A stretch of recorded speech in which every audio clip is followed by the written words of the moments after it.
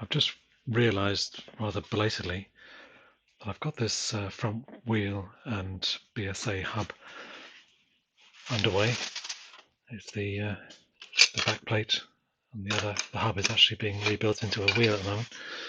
But I've realised that the forks are incorrect. They're the BSA forks, but there seem to be two types, which I hadn't realised. These have been swapped around, presumably to suit the Japanese hub.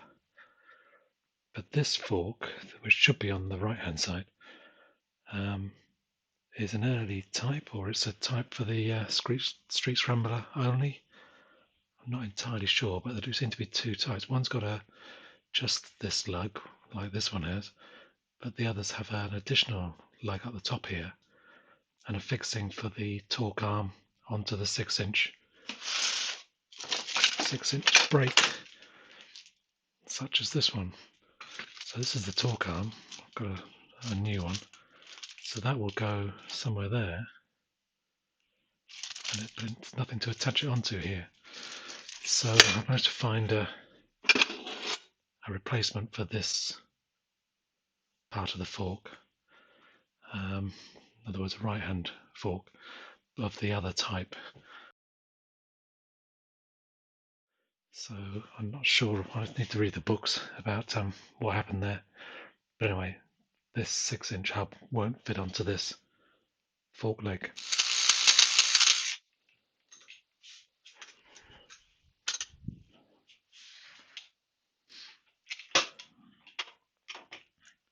Well, that was lucky.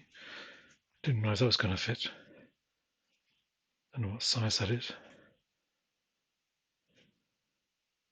38mm. That's pretty much perfect.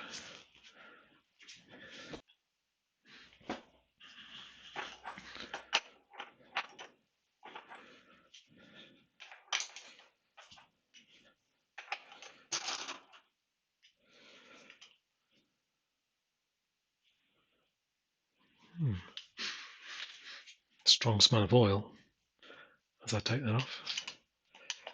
See, fork oil.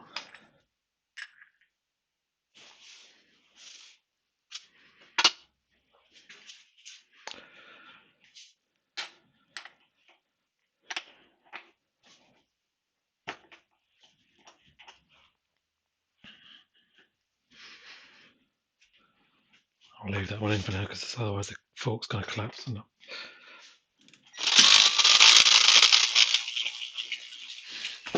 So let's just drain the oil out of the forks before I get any further.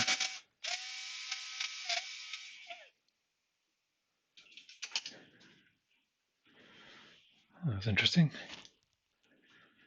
Oh, we go. There is a bit of oil in it.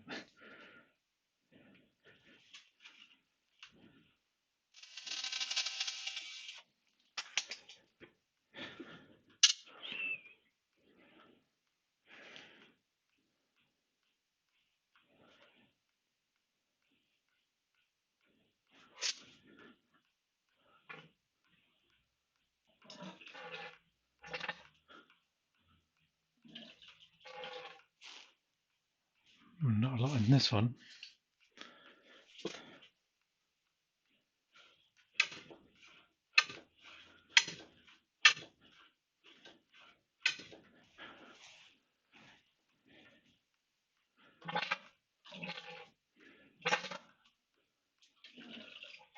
So this one will be full of water, do you think? Strange noises, but nothing coming out. Could be the hole blocked, I guess.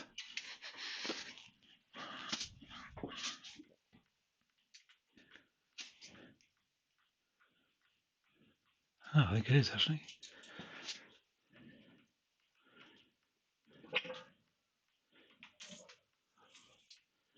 There's definitely water in it.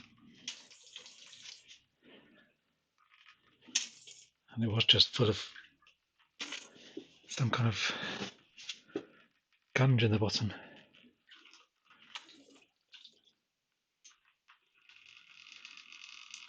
Oh well. Good to take them apart and sort them out. So yeah, good thing to take these apart. So this one doesn't look too bad in terms of the oil coming out. This one was full of sludge. I had to clear it with a spike in the drain hole, and looks to have water in it as well as oil. Actually, the oil's coming out quite clean now, but it's definitely dirty before that. So I'm not sure what's happened there.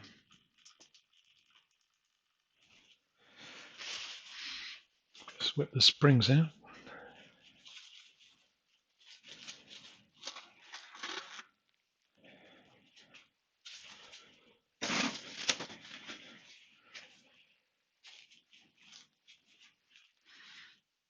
Look okay. You can see where the spring's rubbing on the stanchion here, over that sort of range. Down here it isn't, but there's definite shiny marks on the outside of the coils over that sort of range. Again, this is the same. It's wear over a certain range, but looks okay there overall. Okay, so see if I can get this out without the special tool.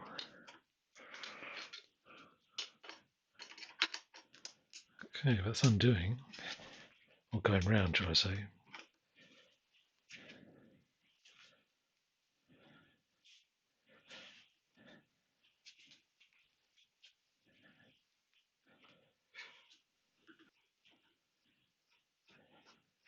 Wow, I think I've got away with it. Who'd have thought? Ooh.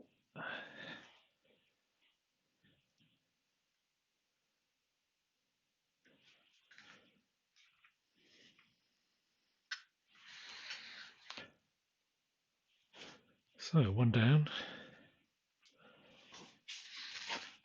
Yeah, well, this obviously had some water in it, isn't it? Look at this. That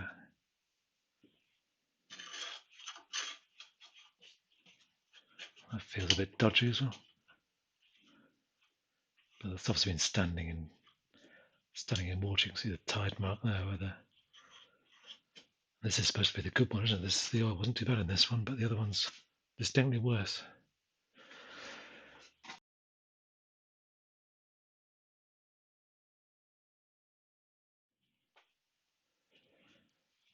I thought I might have a socket that would fit this, although it's not even sure that's a hex. It probably is. That doesn't quite fit, it's a bit too small. So I'm going to have to use a adjustable spanner, I think.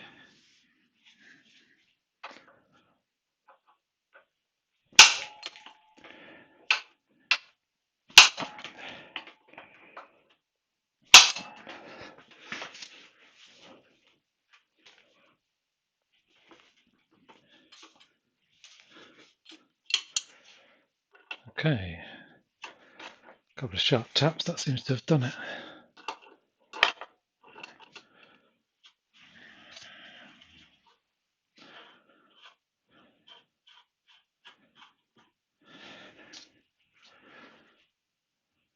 Oh, there's the rebound spring. The damper.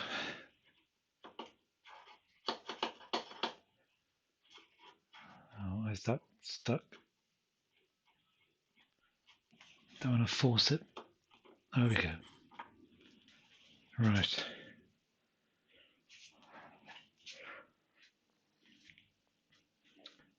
Oh, there's the slot for the special tool. And these kind of shuttle valves. There's an O-ring on there somewhere as well. It's a bit mucky, but a bit sort of sludgy, rusty. But at least it's all there by the looks of it. I've got a new Doughty washer and the O-ring on order. So yeah, I think I'll clean that up and check it out more carefully.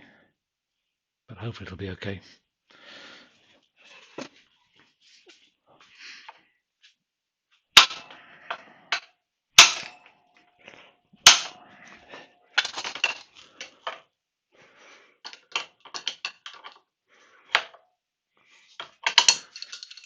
That one came undone slightly more easily, I think.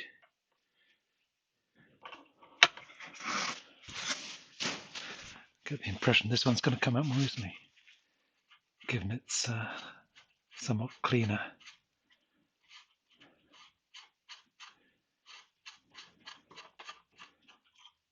Oh, there we go.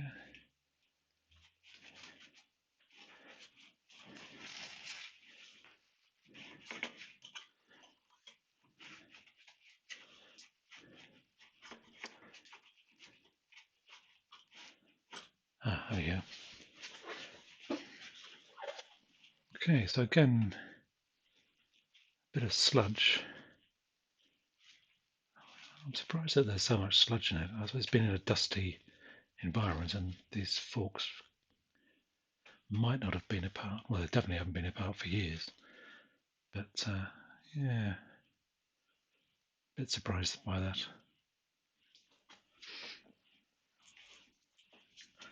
Just have a quick look at these. I'll do one at least. Yeah, so a surprising amount of debris in here. I don't know quite what that is. This is the good one.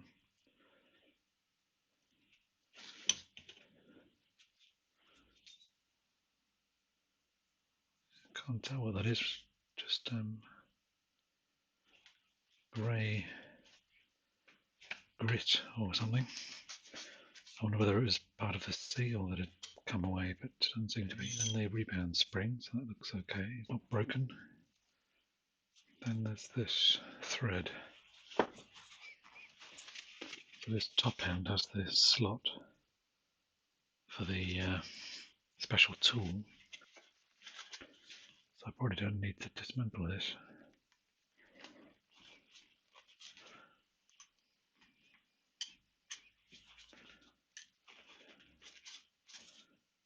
Yep, there's the O-ring.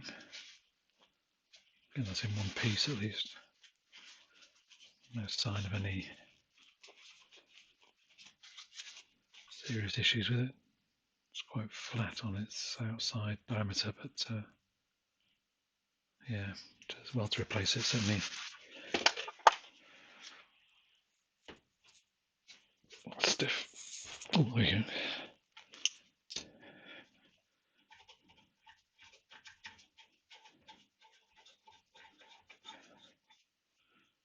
Okay, so the threaded part is on the top. There's the aluminium. Oh, that's threaded as well.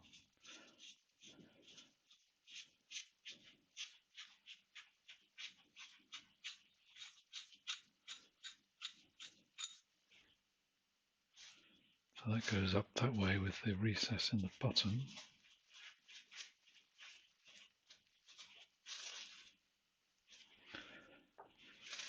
So one of the reasons I do these videos is, well, my main reason actually, is for my own memory. It makes it a lot easier putting things back together if you can refer to the video. That's certainly true sort of immediately on the same job, but especially so in years to come. Sometimes I find it quite useful. So I just noticed on the second one that this tube is different to the first side. This has got a nice hex section on it, whereas this one hasn't. It's circular. So that makes getting the nut off the top a bit more difficult. Maybe they try to use the hole before the slotted special tool. So I think that's. I remember reading the manual. I think that might be the case. They might suggest using the special tool to hold the tube when you take this nut off, as well as the screw on the bottom of the fork. So yeah, interesting. I'd assume this is a more recent version, more easily serviceable, but who knows? This might be later. It's certainly much more seriously corroded, but not to the point that it's affecting its operation anyway. So I think a bit of wire wool will fix that.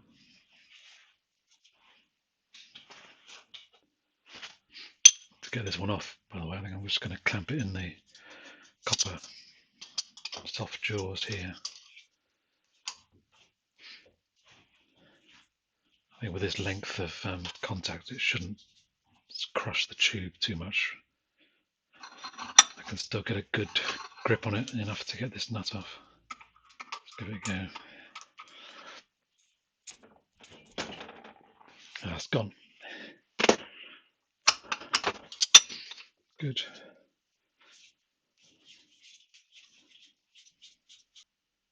The overall dimensions are the same. So I suppose I could actually file a hex onto that. Oh, certainly two flats. Probably not worth it though. I'm just starting to make sense of this fork leg and the way it works. This is the damper tube, which has a slot down this end, which goes straight out the top, and two small holes here, which we'll come back to later. It's also got the valve, damper valve, which is this spool with 8 holes through it, quite large holes, and then the damper washer, which has got 4 much smaller holes around the circumference. So that fits onto there, and that screws onto there. This spring goes on here, the rebound spring. This end plug has got it's aluminium, but it's got a steel washer crimped into the end. You can see there's 4 crimps around the edge, and inside that washer is retaining a sleeve, a plastic sleeve. So that is a relatively good fit on the damper tube, and provides some kind of seal, or certainly resistance to flow.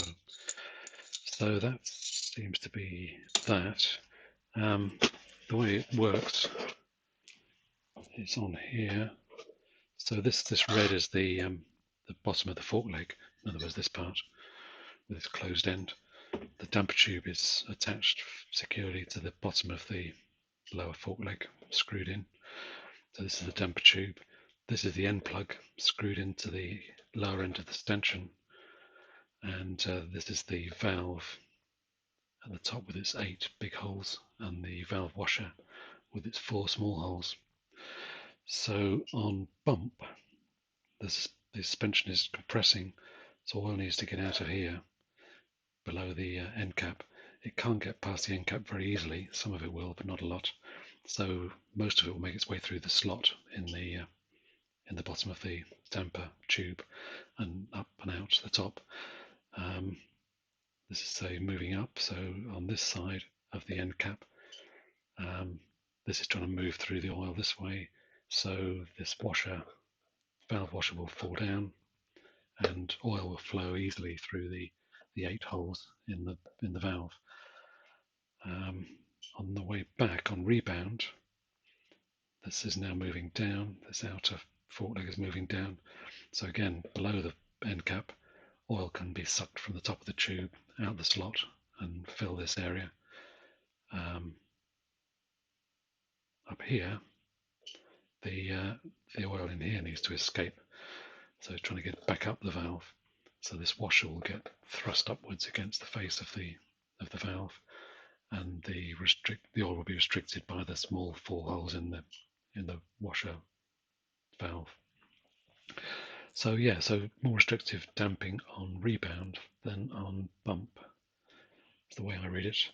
Meanwhile, these holes, 2 holes in the damper tube, these ones, they seem to fall either side of the end plug when it's in a sort of neutral position. So I'm assuming that they provide some kind of pressure balance between this side of the end plug and this side. The holes will be basically there and there when the suspension is in its neutral position. So I'm assuming that that's set just to provide a sort of pressure balance between the two. I'm not sure about that, but that could be the case. So yeah, a relatively straightforward arrangement, and it's a nice simple mechanism, cheap to make, easy to maintain. Okay, I've just read the Rupert Ratio book again and realised what's going on here, I think. It looks like both of these are 1971 vintage with the rib down here, but this one certainly is not a single cylinder fork. Apparently, with the 8-inch brake lug only, it's from a twin or a triple. So this has obviously been swapped in at some point. This one could be original, the left-hand fork, but who knows? It might be from that as well. Although, actually, think about it, the interiors are different, aren't they? So I suspect this is probably original, and this one is from a twin or a triple. So that explains that. I've got another one of these on the way, new old stock allegedly, but with the extra lug for the 6-inch brake. So I was trying to get this seal out. So this is the leg without the lug for the brake. So this is the one I need to keep. So the other one I'll replace with the correct single cylinder version.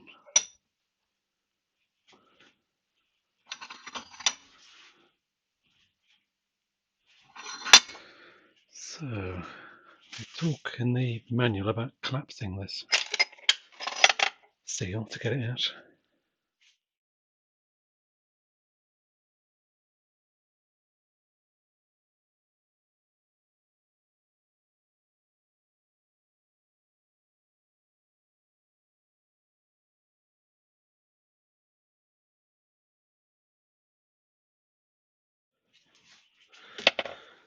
Right, bit of a crude way of getting it out, but seems to have done the trick. There's quite a lot of sludge in the bottom, but I've managed to get it out. Good. So this fork leg is clean as a whistle now. Nothing down there at all. This one, I've cleaned this one up a bit as well, but still got a bit of sludge in the bottom. The washers seem to be missing. The dowsy washers that should go on these screws. I couldn't find those, so I think they were left off. They must be quite difficult to fit, so maybe that's why they got left off. Yeah. Anyway, they're on order as well. So this one I can either put back on eBay or keep in stock for now. This one I'll reassemble when the parts arrive.